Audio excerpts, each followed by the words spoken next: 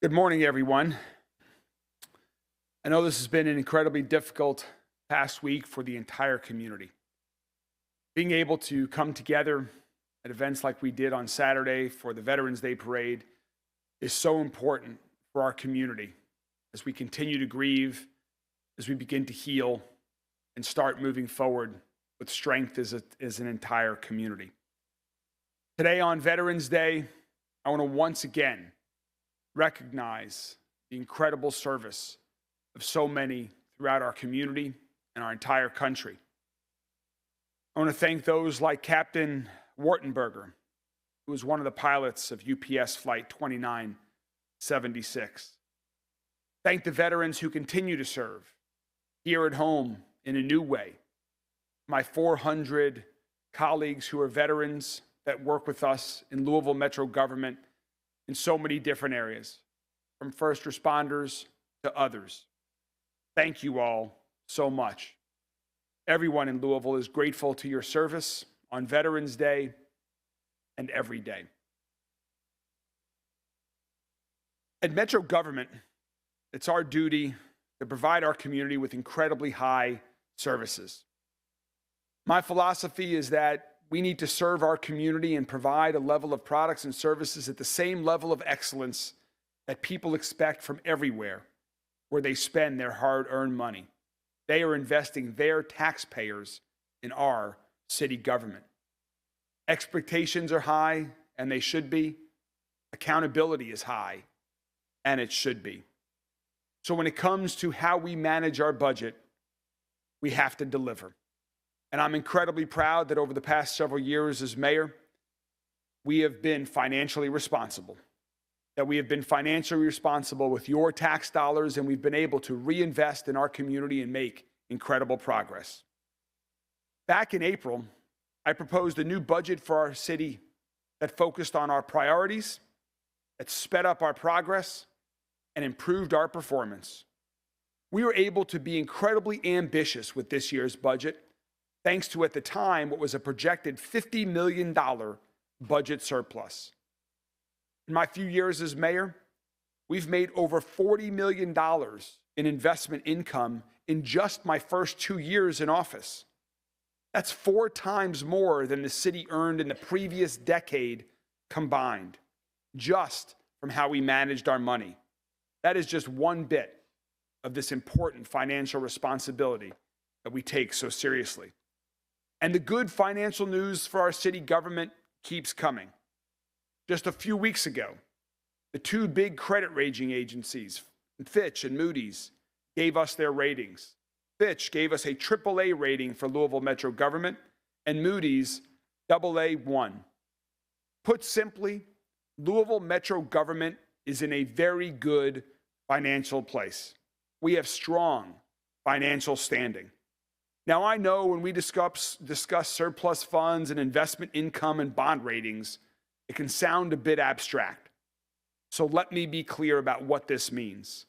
This means that we can make updates to our parks, to our swimming pools, to libraries for our children and families, that we can have safer roads, new cutting-edge technology, resources, and facilities for our first responders, more police officers, more paramedics, and so much more.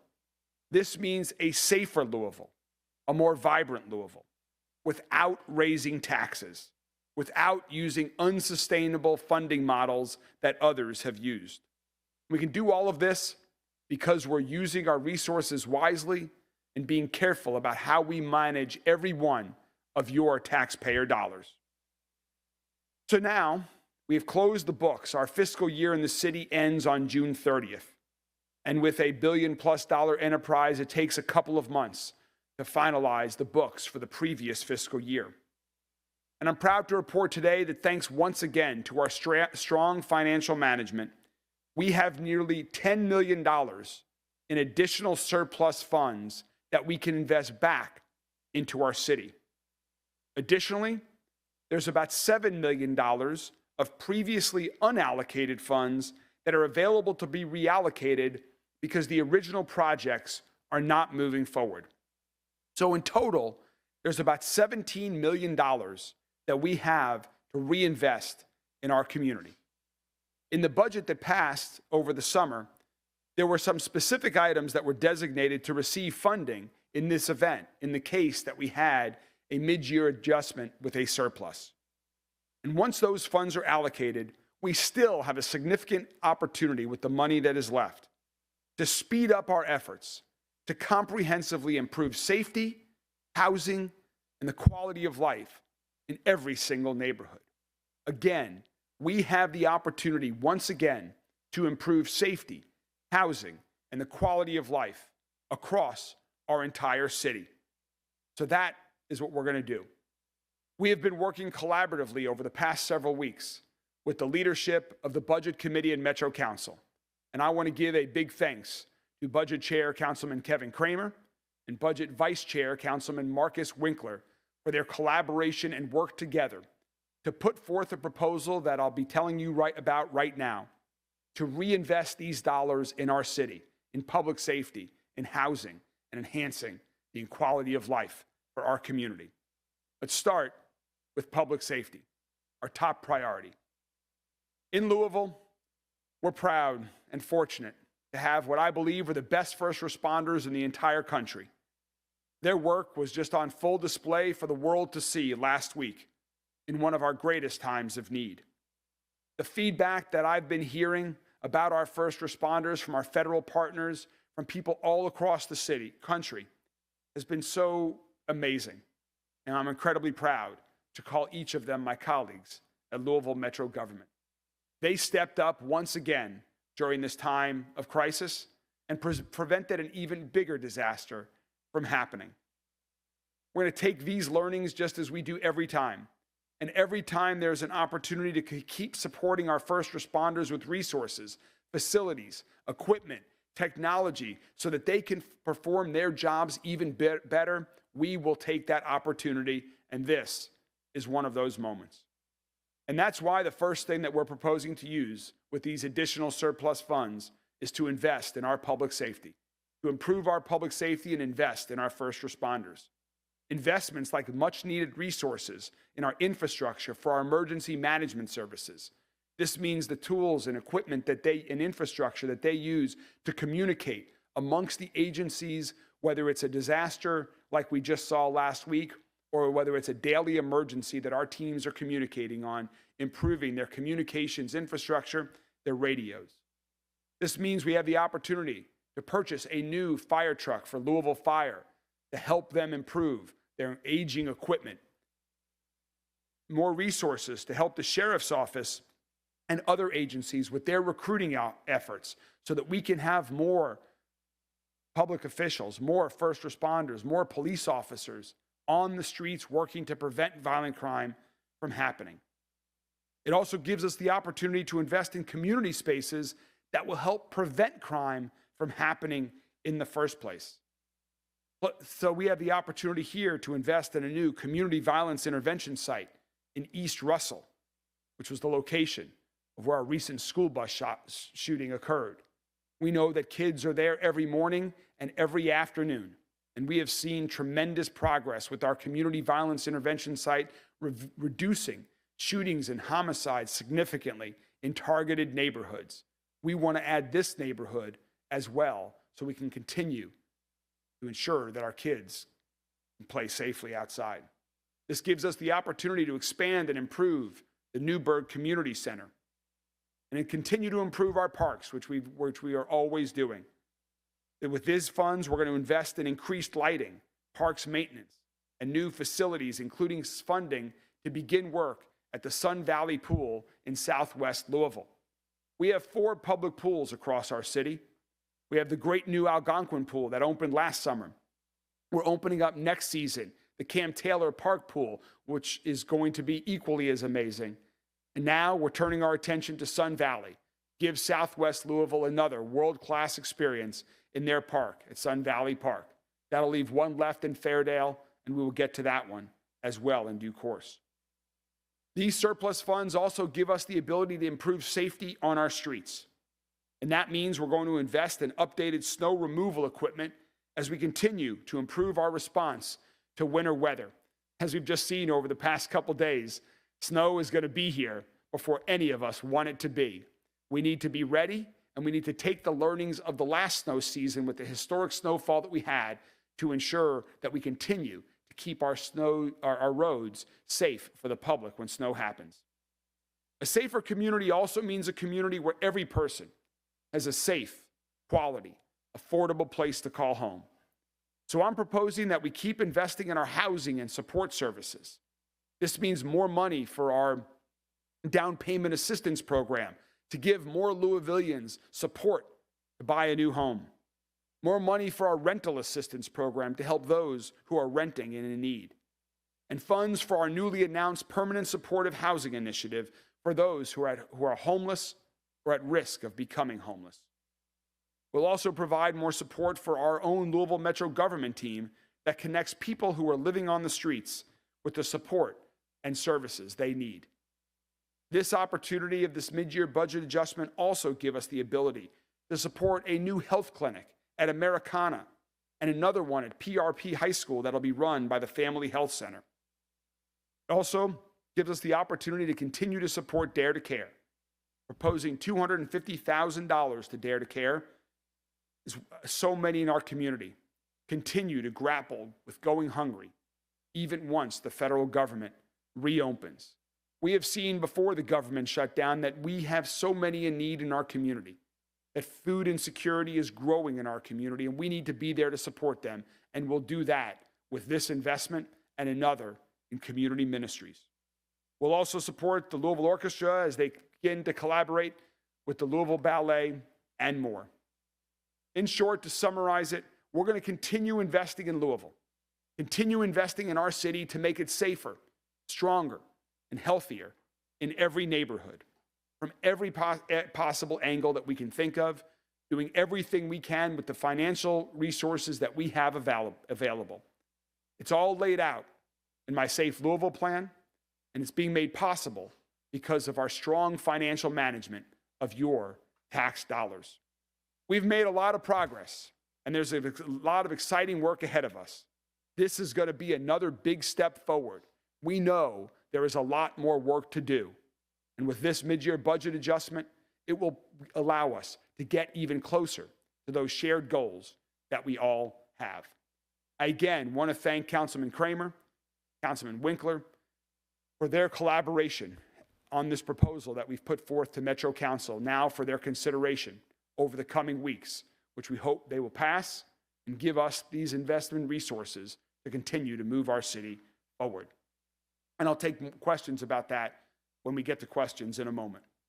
But I want to conclude on a fun note, another opportunity to bring this community together. Liz, if you'll come up and join me as well. We want to end, again, as we talked about, we had last Saturday the Veterans Day Parade. And coming up, we have another celebration for our community, one of the biggest and most beloved annual events in Louisville, and that's Light Up Louisville, powered by LG&E. Great chance to come together as a community, to support one another, to have some fun during these tough times. We're going to kick off the holiday season on the first Saturday in November. We all talk about the first Saturday in May. Well, Light Up Louisville is the first Saturday in November. Sorry, I keep saying November. I mean December. I'm sorry. Let me rewind that. The first Saturday in December. That's what Light Up Louisville is. It's Saturday, December 6th at Jefferson Square Park, right across the street here, from 3 to 9 p.m. Admission is free for everyone. And it's the official kickoff to the holiday season across our entire city. We want families to come downtown to enjoy this winter wonderland. And this year's celebration will be bigger than ever before. It's going to feature traditional, beloved traditions like the Lots of Lights Parade, which begins at 6 p.m. And it's going to close with an amazing finale. Those of you who joined us last year got a sneak peek at this projection light show and drone show that we had right here on Metro Hall. Of course, there'll be a visit from Santa Claus and others to kick off the holiday season, and live entertainment all around with 2 stages throughout the event. There'll be opportunities to shop at local boutiques, eat delicious food at Frosty's Food Court, and of course, we'll have some holiday cocktails at the North Pole Bar.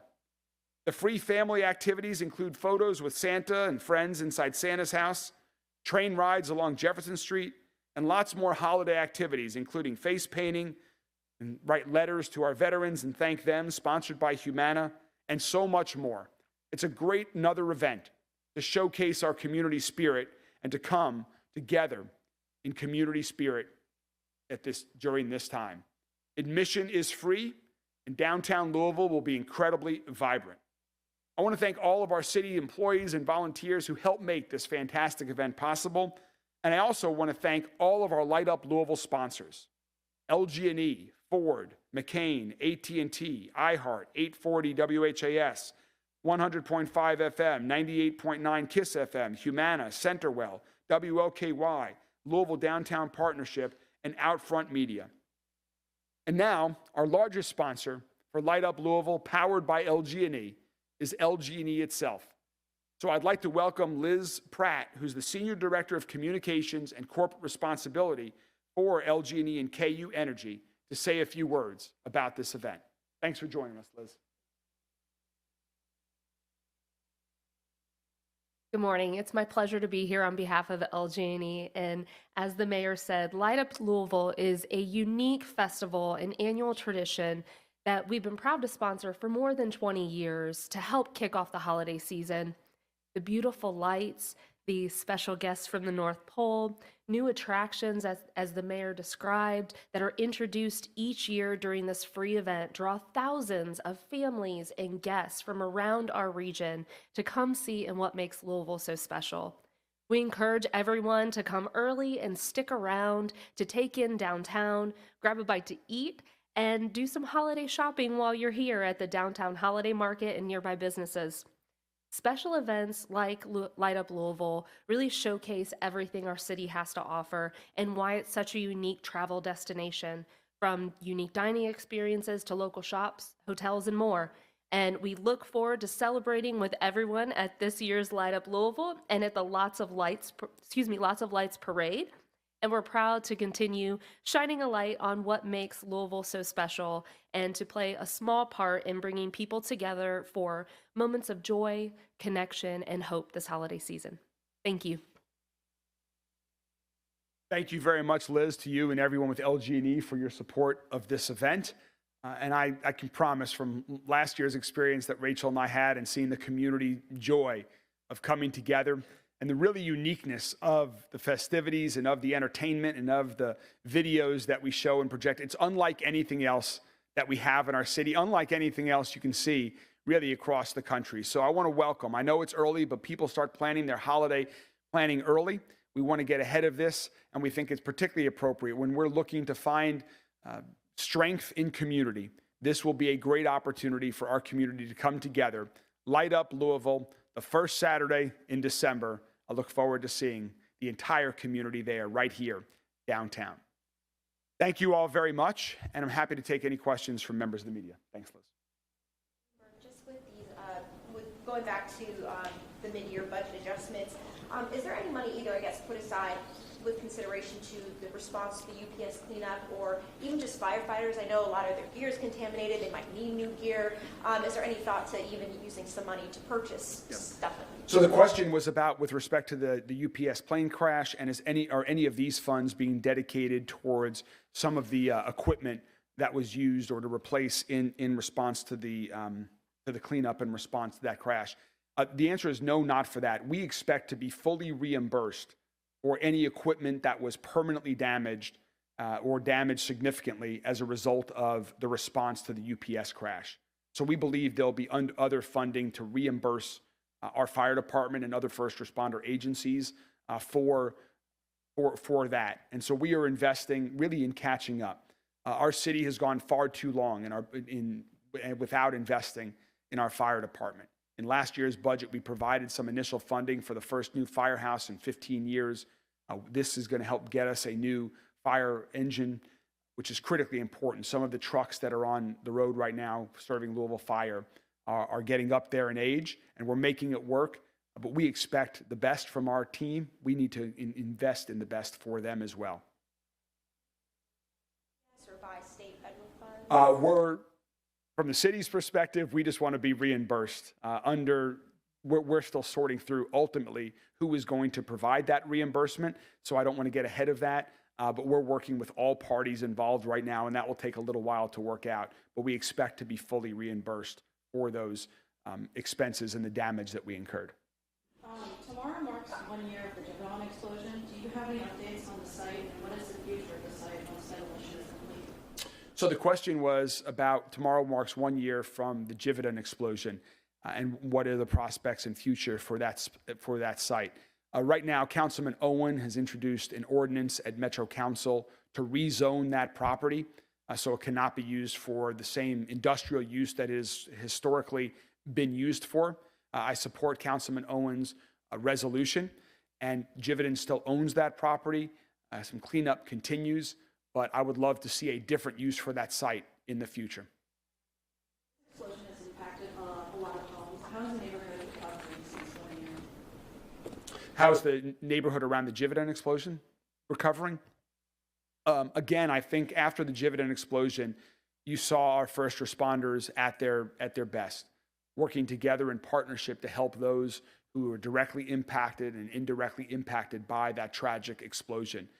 I was walking door to door with first responders to make sure that the homeowners had the resources that they needed, and that the company was there to support them, and that we were there for as long as necessary. So a lot of them have been able to make the repairs that are necessary, and we'll continue to provide support as long as it's needed. $7 million in unallocated surplus, you said came from projects that are not moving forward. What are some of those projects? Yeah, so to clarify, there's about $9.5 million of the surplus. That's the nearly $10 million. And then there are two projects that are not moving forward. One is the city had previously allocated $8 million to Marion Elizabeth Hospital. That's a U of L Health, Marion Elizabeth Hospital Birthing Center. And as you all might recall, they recently announced that they were not going to add deliveries to that birthing center. And so $5 million that had not yet been advanced to U of L Health is being reallocated. And the other was a couple of years ago, there was a roughly $2 million investment commitment to Family Health Center to renovate the Marine Hospital in the Portland neighborhood. And that project is not moving forward at the time. But as you heard me mention, we are proposing to invest in Americana, which is a family health center, and another health clinic at PRP High School, which will serve the community, which will also be operated at Family Health Center. There are also some funds, they're federal dollars called home funds, that's an acronym, and we're using those funds also to reallocate for rental assistance and for the down payment assistance that I mentioned. Two council members have put forward proposals on what to do specifically with that $5.1 million or so for Mary and Elizabeth. Did you take into account what those proposals had in it when devising this mid-year budget adjustment? When making this proposal, we listened to a lot of people on Metro. We listened to Metro Council people. We listened to the community. We look at around what the highest priority needs are for Louisville Metro government, and that's what's been put forth here in collaboration with the Budget Committee Chair and Vice Chair of Metro Council. This is a reflection of that combined proposal today. So that work on these projects can start. So the question is about the timeline. As soon as possible. When it's projects like the Newburgh Community Center, the Sun Valley Pool, this will give us the ability to advance the design process, to get the designs going. Those projects will need additional funding to be fully funded and completed, and I would expect that to happen beginning with next year's full budget. A fire truck takes a few years to get. We want to be able to have the funding so we can get that on order right away. But then there are some immediate needs like Dare to Care and community ministries that will get this money and be able to immediately put that money to work. There's the community violence intervention site in Russell that will immediately be able to get a program going right there in the Russell neighborhood to work to prevent violent crime. We'll be able to get more police officers and other law enforcement on the street quicker as a result of the investments and the recruiting efforts here that we're making. So it depends on the project. But we want this money to be used as quick as possible, and that's why when there are opportunities to reallocate funds for projects that are not moving forward, we're going to move quick to reallocate them. We are going to be good stewards of everyone's taxpayer dollars. Mayor, on Light Up Louisville, there is going to be a drone show, and like last year. Is that correct? Video mapping. There's going to be a video mapping show. We had drones last year, and this year we're doing this projection show that lights up the whole facade of Metro Hall in an absolutely amazing way, ways that really are unimaginable in a fun way. It's going to be a great experience for the whole family. The victims, the first responders, anybody involved in the UPS incident? The question was about recognizing the victims of the UPS plane crash. We're waiting for the victims to be formally identified.